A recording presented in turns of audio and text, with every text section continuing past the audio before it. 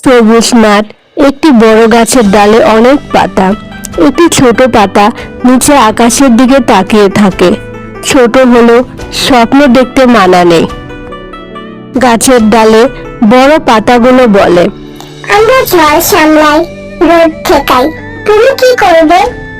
ছোট পাতা চুপচাপ থাকে। হঠাৎ বড় ঝড় আসে, বড় বড় পাতা ছিঁড়ে পড়ে যায়।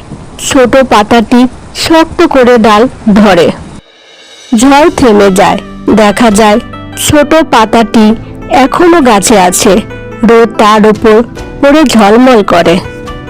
গাছের নিচে একটি ছোট পাখি এসে পাতার নিচে বসে ছায়া নেয়।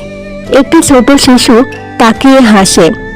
সবাই বড় কাজ করে না, কিন্তু সবাই প্রয়োজনীয়।